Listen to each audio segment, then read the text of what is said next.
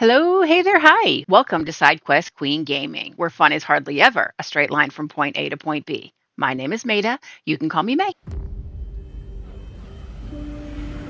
Emergency. Correct your trajectory. Imminent impact. Imminent impact.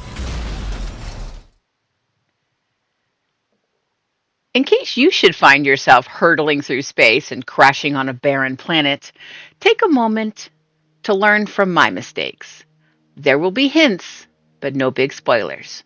With that said, here are a few things you should never do on Planet Humble. Number one, never rush off to explore before completing your opening objectives.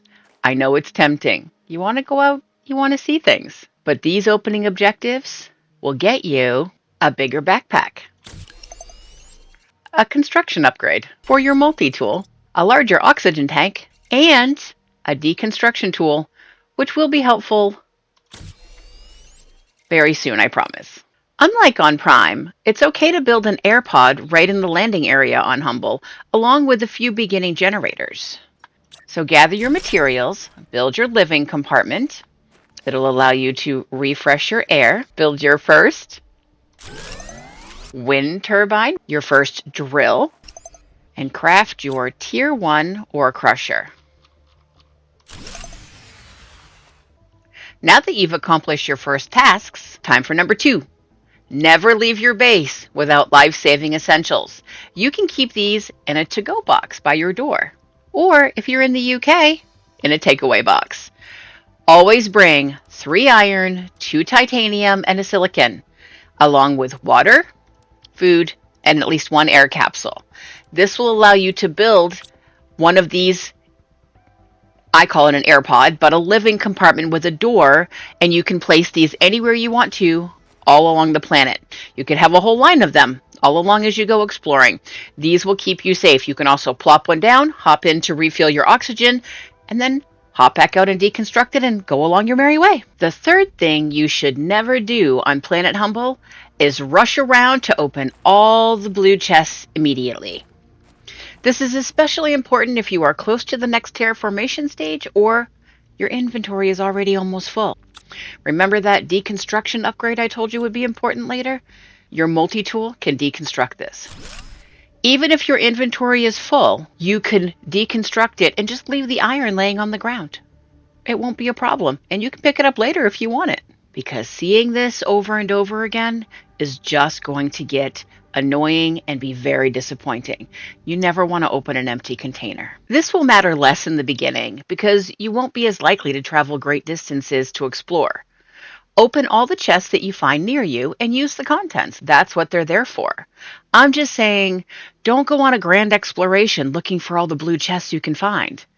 Especially if your inventory is almost full and you won't be taking it back to your base right then. Plus, if you leave it and you come back later and you're at a higher terraformation stage, there'll be better loot in it, which will be a much better thing for you.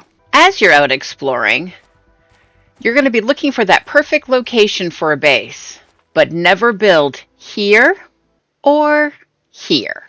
Humble is a smaller planet, like 50% smaller. At least when they first released it, that's what they were talking about. It's grown a little bit since then. But there are fewer options with less space. The spawning area where you landed is packed with coral tubes. So this is one area that is a good thing to consider. It's pretty open, pretty flat, got some resources. Since your goal is to terraform this planet, changing it from a barren desert to a thriving ecosystem, which will change this ice that you see from a solid state to a liquid state, I would consider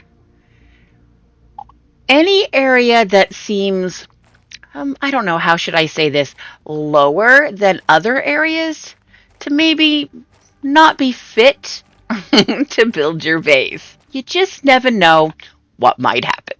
A second area to consider is over here. I'm not going to show you exactly where it is. You'll find it as you're out and exploring.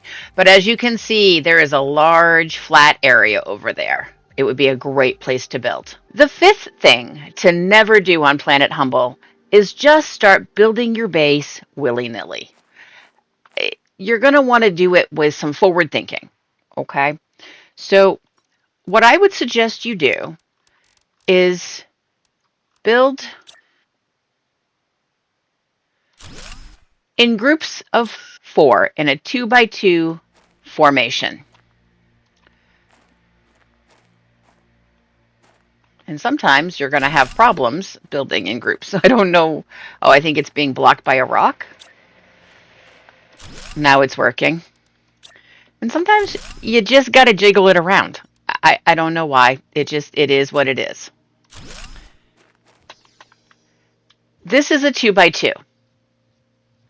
This will make it, this later on you'll also get a 2x2 compartment that won't have all of this stuff in the way. It'll just be open, and you're going to want to use those.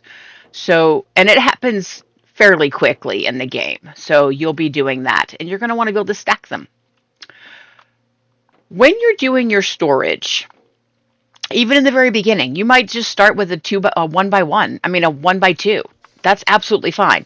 But let's say this is your 1x2. When you're putting down your storage, what you'll see a lot of people do is just start doing this, especially when you see that you can label them. That's great, right? Except you're not going to be able to get very many in a place unless you start going sideways then. So what's that going to give me? 4 in a room? Maybe 5, 6? So I would suggest this. Look at the back wall, grab your storage crate, and move it over here.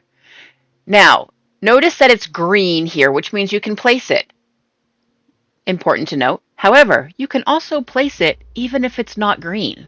Even if it's yellow and in the red, you can still place it. It didn't even put it outside the wall. Let's say you put one, though, that was, because I want it right up next to each other, and let's say it was in the wall. Let's see if that even shows outside. It doesn't even show outside. That's how thick the walls are. So you don't have to worry about that. You can go in a little bit, unless that drives you crazy. I'm just saying it's a possibility. You don't have to worry as much. So now that you're facing that wall, oh, nope, before I do that, I want to name it. So the first thing I'm going to name it is cobalt. I think it's really important to place your beginning ores in alphabetical order of sorts, as best you can, all the way up to aluminum. That is 1, 2, 3, 4, 5, 6, just along one wall. And because I named them as I put them down, even though I can't see the name tag, if I hover my cursor on it, I can see what's in there. Now that you've built your base, never ever do number 6, which is overlook the helpfulness of beacons. Placing a beacon near your house and labeling it, you can label it here, base, and you can change it to a lovely color. I'm going to go with what I always do, which is a nice pink fuchsia color. This is really important because placing one at your base can save your life. When you're racing home with a full inventory and you're lost with no more food, water, or oxygen, your addled brain will appreciate your foresight of giving yourself that guiding light to follow. Base, yay, home! Now, this is hard to explain without spoilers, but I want to say that there is more to Humble than you can see, and you might find it helpful to mark certain places where you can access remote areas. But remember that beacons don't always show elevation very clearly, so you could be standing right where a beacon is and not be able to see it. Keep things out in the open. If you know, you know. And finally, number 7. Never build your big generators right up next to your base where you live. I'll show you in a moment what that looks like when you do it. You're going to be having lots of big machines, and you're going to want to build them in groups of 5 or more. So move away from your base, maybe around a corner or around a big rock formation, and build a bunch of them. I would group them together if I was you. You know, you've got your heat producers and your pressure producers, that sort of thing. Just keep them so that they're not scrunching right up on top of you. You want to have space to build your living compartments and your working area out. And if you crowd yourself with a lot of big machinery, you're just going to be moving it all later. Trust me. On a side note, always upgrade these machines ASAP, as soon as they unlock, because each upgrade, I have found, will be at least 300% bigger, meaning it produces 300% more. Not that the size is necessarily bigger, though they can be much bigger. Also, whenever you come across in the wild things like this that you didn't place, that were left by our previous inhabitants, a lot of them are deconstructible. And you, once you've got them unlocked, can place them yourself. If you hold down control, you can do so repeatedly. And place them in a distinctive pattern so that you know that you placed them there. Because those ones were fine. They weren't broken. Sometimes you'll find them broken on the ground or on top of something. You can pick up the pieces and rebuild them, but build them in some sort of distinctive pattern so that you know you did it. Because if those three were like that, I would have been like, oh, I already fixed those, except I hadn't. They came like that. All the things that you place on the planet provide their resource to the total amount of whatever it produces, no matter where you put it, which means that a heater on the other side of the map provides the same amount of heat as the heater at your base. Finally, if you're not thoughtful in where you place your upgrades in those very large machines that you're going to have a lot of, you could end up with a base that looks a lot like this.